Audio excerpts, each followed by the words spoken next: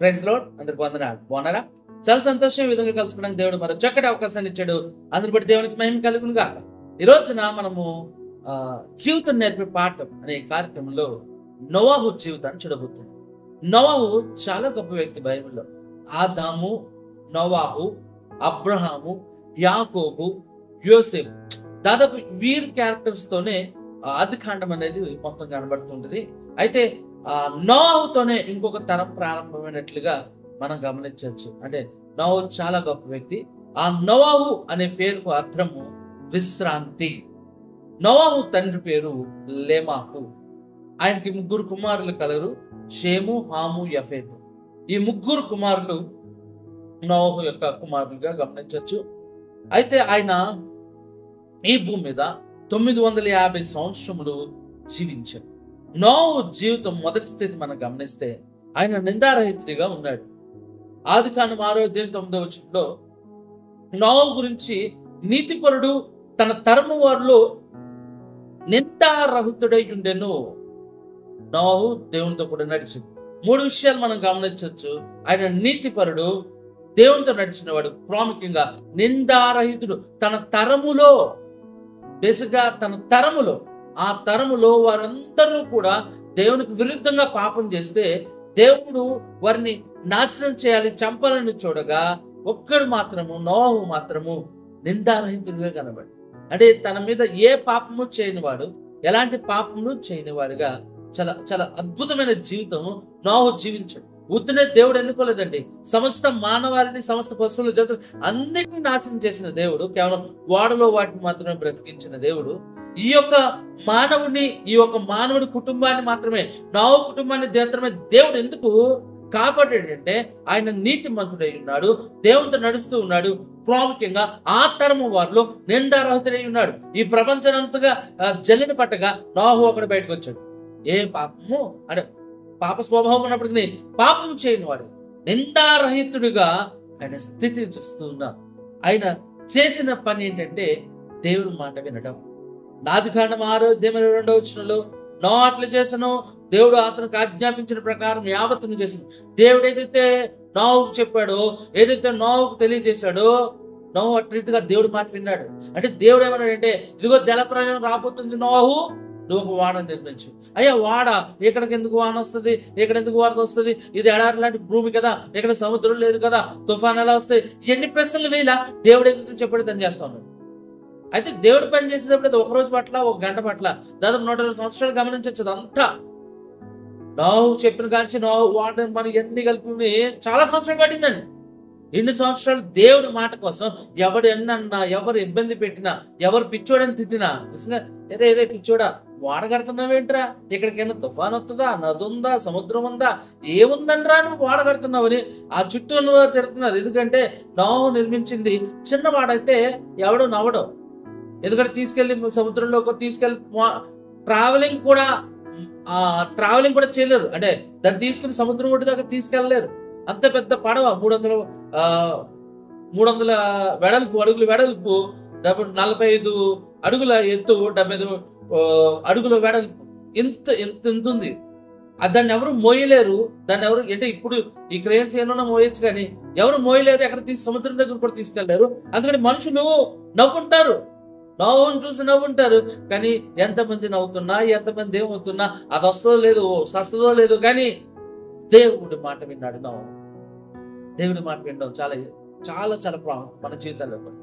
దేవుడి మాట వినవలసిన వారమై విన్నాం మనము. అయితే ఆయన చేయని పని ఏంటంటే ఆయన పాపము చేయలేదు. ఆదికాండం 6:13 గమనిస్తే దేవుడు నోవాహుతో సమస్త శరీరుల మూలముగా భూమి బలాత్కారంతో నిండి ఉన్నది కనుక నా సన్నిధిని వారు అంతమొచ్చినది, ఎదుగో వారిని భూమితో నాశనం చేయదును. అయ్యా నోవాహుని కనిపెట్టిన వారిలో నువ్వు ఒక్కడివే నీతిమంతుడు అయినావు, ఒక్కడివే పాపం లేని వారు అయినావు. కాబట్టి ఈ భూమి మీద అందరూ పాపం చేశారు కాబట్టి ఆ మనుషులందరూ చంపబడతారనగా నోవాహు భార్య, నోవాహు 3 కుమారులు, వీరు మాత్రం అక్కడ బతికినట్లు. అంటే 3 కుమారులు, వారి భార్యలు, మొత్తం వీరు మాత్రం 8 మంది మాత్రం బతికారు. ఎందుకు 8 మంది బతికారంటే అందరూ పాపం చేసేస్తున్నారు, నోవాహు మాత్రం పాపము చేయదు.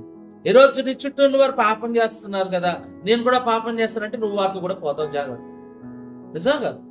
వాళ్ళు పాపం చేస్తున్నారండి, వీళ్ళు చేస్తున్నారు కదండి. ఎవరు చేస్తే నీకేంటి, నువ్వు మాత్రం చేయకుండా ఉండాలి. నోహు అది నీకు చూపిస్తున్నాడు తన జీవితం ద్వారా. పాపం చేయకూడదు.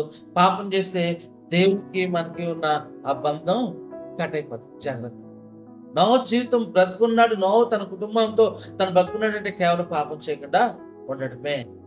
ఆయన కడపటి స్థితి ఏంటంటే రక్షించబడ్డాడు.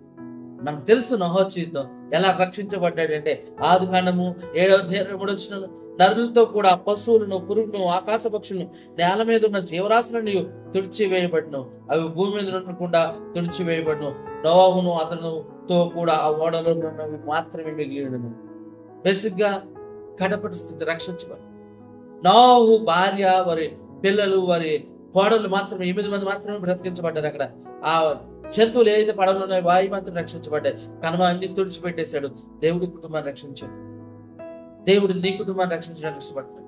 అయితే నోహుకు అక్కడ అవకాశం ఉంది, తెలియజేశాడు అందరికి.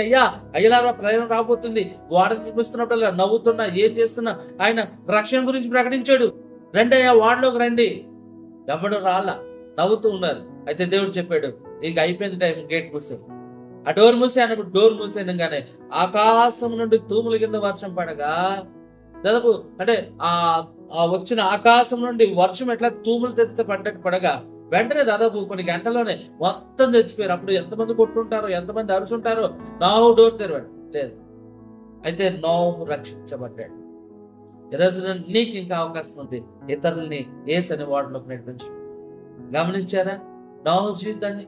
ఆయన మొదటి స్థితి నిందారహితుడిగా ఉన్నాడు, పాపం లేని వాడిగా ఉన్నాడు. దేవుని మాట విన్నాడు.